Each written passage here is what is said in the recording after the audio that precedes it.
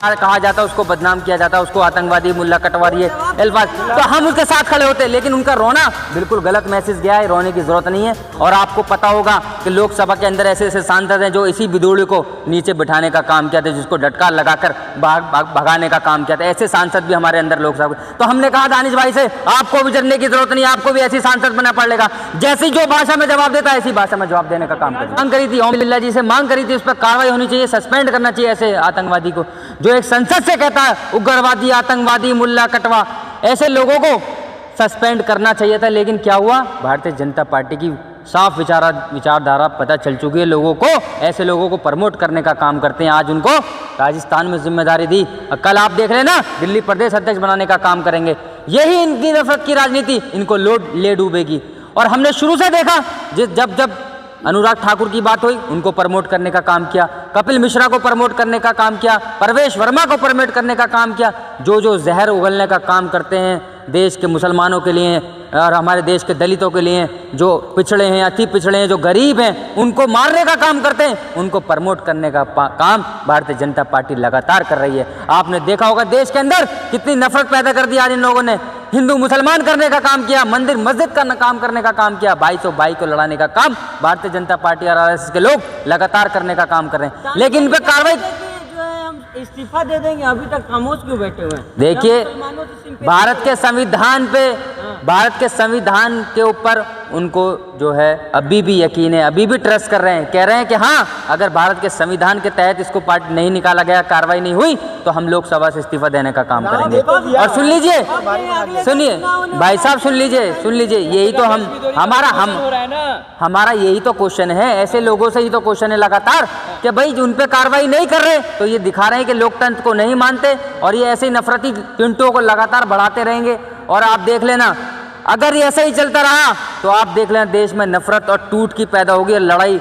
देख लें 2024 का इलेक्शन भी आ रहा है, आपको मालूम है किस तरीके से नफरत घोलने का काम करेंगे। अभी तो ये शुरुआत है इनकी, जब इतने बड़े बयान देने के बाद, लोकतंत्र के मंदिर से ऐसा बयान देने के बाद उस पर कार्रवाई नहीं होती है, उसके बावजूद आप देख लेना हमने शुरुआत में ही कहा कि ये लोग नफरत पैदा कर रहे हैं। जो नफरत हिंदू मुसलमान की आज देश में बन चुकी है, जो नफरत भाईचारे की जो हम चाहते थे कि चाहे कोई सी भी पार्टी से विचारधारा रखने वाला हो, लेकिन नफरत नहीं होनी चाहिए। लेकिन लगातार यही लोग हैं जो हमेशा ये काम करने का काम करते हैं। आपने भी देखा होगा किस तरीके से रोडों पे चिल्लाया गया, क्या क्या जब आपने देखा होगा जंतर मंतर पे क्या इन्होंने प्रोग्राम निकाला था, ये धर्म संसद के नाम से शुरुआत से ये जहर पनपने का काम कर रहा था। आज ये जहर लोकतंत्र के मंदिर में इन्होंने निकाल दिया।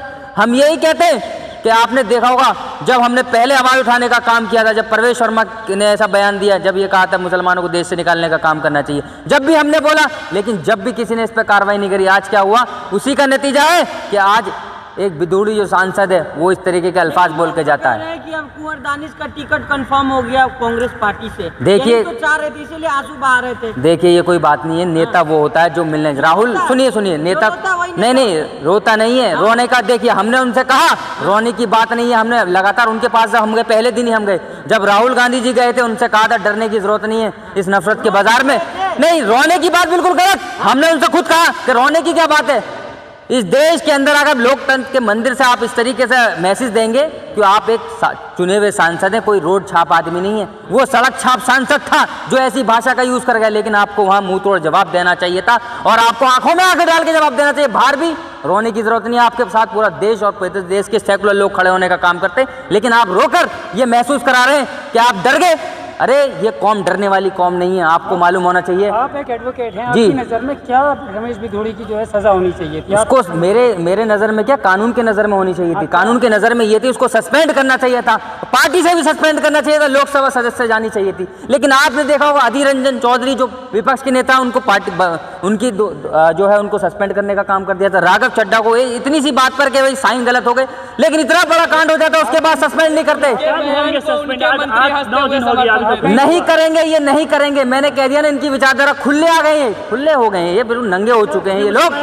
नहीं, ये ऐसे ही कहते रहेंगे। अगर मोदी जी देश के प्रधानमंत्री जो कहते हैं कि हम सेकुलर हैं, हम ऐसे लोगों पर कार्रवाई करते हैं, जो लोग हम क्या इनसे क्या मांग करें। जो लोग इस देश के अंदर रह के संसद में बैठ कर देश के महात्मा गांधी जो राष्ट्रपिता पिता हैं उनको गाली देने का काम करते हैं और नाथूराम गोडसे के जय जयकार लगाते हैं। इससे आप अंदाजा लगा लीजिए अगर ऐसे लोगों पर जब भी कार्रवाई हो जाती, जब लोग सस्पेंड कर दिए जाते हैं, तो मोदी जी कहते हैं मैंने माफ नहीं किया। अरे भैया माफ नहीं किया तो फिर उसको पार्टी से क्यों नहीं निकाला? जब विदेश से लोग आते हैं तो वहां गांधी जी के समाधि पर अपना मत्था टेकने का काम कराने का काम करते हैं, दिखाने के लिए कि हम देश में गांधी मानते हैं। लेकिन क्या बगल में नाथूराम गोडसे लेके घूमते हैं और लोगों को दिखाते हैं हम गांधी को मानते हैं। विदेश के लोगों को अपना वहां पर जाकर सम्मान कराते हैं, क्योंकि इस देश की पहचान महात्मा गांधी जी से है, जिसने देश के लिए कुर्बानियां दी। अशफाकुल्ला खान से इस देश की पहचान है, हमारे मुफ्तियों ने इस देश के लिए कुर्बानियां दी, हमारे उलमाओ कराम ने इस देश के लिए कुर्बानी। जब ये देश आज़ाद हुआ था ऐसे लोगों ने दी जो आज अंग्रेजों से माफी मांगने वाले लोग। आप लगातार कह रहे हैं कि जो है सजा होगी, ये होगा वो होगा, उनका जब प्रमोशन हो रहा है आप लोग कह रहे हैं 6 लाख वोट से जीतेंगे बिजोड़ी। भाई साहब देखिए कोर्ट में भी मामला, हमें आज भी देश के कानून पर भरोसा है, लेकिन ये जो पार्टी के लोग हैं इन पे भरोसा नहीं है। हमने तो शुरू से जब कहा, जब इन पे कपिल मिश्रा पे कार्रवाई नहीं कर पाया, आज तक उसको जेल नहीं पाए, हाई कोर्ट के जज का ट्रांसफर हो जाता है रातों रात, जब दिल्ली दंगे हुए थे, जब CNRC का मामला इतने बड़े स्टेटमेंट देने के बाद।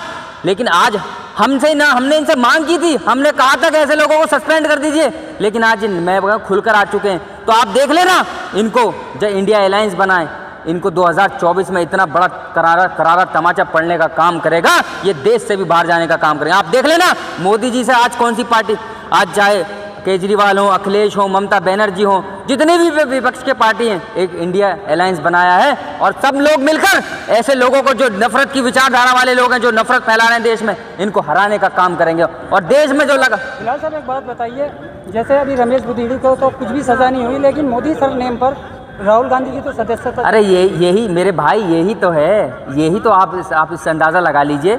मोदी सरनेम पे राहुल गांधी जी की सदस्यता भंग करने का काम करते। आज इतना बड़ा कांड हो गया कि देश विदेश से ट्वीट आ रहे हैं, वे देश विदेश के लोग कह रहे हैं कि आपके देश के अंदर, लोकतंत्र के अंदर ऐसी बातें की गई, उस पर कोई कार्रवाई नहीं। तो इससे आप अंदाज़ा लगा लीजिए ये अपने लोगों पे कार्रवाई नहीं करेंगे। ये चाहेंगे राहुल गांधी को सस्पेंड कर दो, ये कहेंगे अखिलेश यादव को सस्पेंड कर दो, ये चाहेंगे केजरीवाल को सस्पेंड करने का काम कर दीजिए, मांग करते हैं शुरू से, लेकिन अपने लोगों पे नहीं करेंगे जो नफरत बांट रहे हैं। क्या मोदी जी उस पर, क्योंकि हम इनसे क्यों कहते हैं, जब ये किसानों को जब इन्होंने बिठा के रखा, किसान मर गए, किसानों पर गाड़ी चढ़ाने का काम किया, जब उनका विरोध नहीं किया, जब मोदी जी ने उनका साथ देने का काम किया, जब इनके अल्फाज नहीं खुलते, 1 साल तो किसानों को बिठाया और एक नौजवानों को आज देख ले बेरोजगारी पर जा चुके हैं। डेढ़ साहब, इसी बातों से, इसी तरह की बातें जो चलती हैं, उज्जैन में एक लड़की जो है सहारा मांगती है, जहाँ कन्याओं को पूजा जाता है, जब कुछ उन्हें खिलाया जाता है तो शुभ माना जाता है, और वहीं पे एक कन्या जब दरवाज़ा खटखटाती है तो उसे कोई सहारा नहीं देता। इसको क्या समझा जाए? देखिए यही तो इनकी कथनी और करनी में कितना फ़र्क है। एक बार तो ये वुमेन रिजर्वेशन बिल लेकर आ रहे हैं पार्लियामेंट के अंदर, दूसरी तरफ छोटी छोटी बच्चों के साथ बलात्कार हो रहा है। चाहे कुलदीप सिंह सेंगर, उसको कितना लेट कर आपने देखा होगा, हाथरस में देखा बच्चे के साथ बलात्कार हुआ, उस पर किसी की आवाज़ नहीं खुली। और बड़ी महिलाओं की बात करते हैं, देश की पहलवान महिला नहीं थी, ब्रजभूषण को आज तक पार्टी से निकालने का काम नहीं किया। आप इससे अंदाज़ा लगा लीजिए, ब्रजभूषण आज भी कह रहा है किसी के मैं बाप में हिम्मत है मेरा टिकट काट के दिखाइए। तो आप अंदाज़ा लगा लिए ऐसे लोगों की कितनी पावर इन लोगों ने कर रखी है, जो महिला पहलवानों को जो है उनका यौन शोषण करने का काम किया गया था, उन पे कार्रवाई नहीं करेंगे। हमें तो खुल के आ चुके विचारधारा सब में पता है। रो थोड़ी रहे बिलाल खान, दानी चली रो क्यों रहे थे? हमने भाई साहब आपने 4 बार सवाल पूछा, मैंने जवाब दे दिया, सुन लीजिए मेरे। उनका रोना गलत था, बिल्कुल नहीं रोना चाहिए भाई साहब, नहीं रोना चाहिए। और सुन लीजिए, आवाज आप उठा रहे सर, आवाज तो हम बिल्कुल उठा रहे। एक मिनट का जवाब दे लूं। देखिए जिनका आवाज जनता उठा रही है, आपको पता है? देखिए हम सांसद है ये। देखिए हम उनके घर गए, हमारी जिम्मेदारी बनती थी, अगर किसी को इस तरीके से कहा गया, और भी सांसद होता अगर उसको इस तरीके से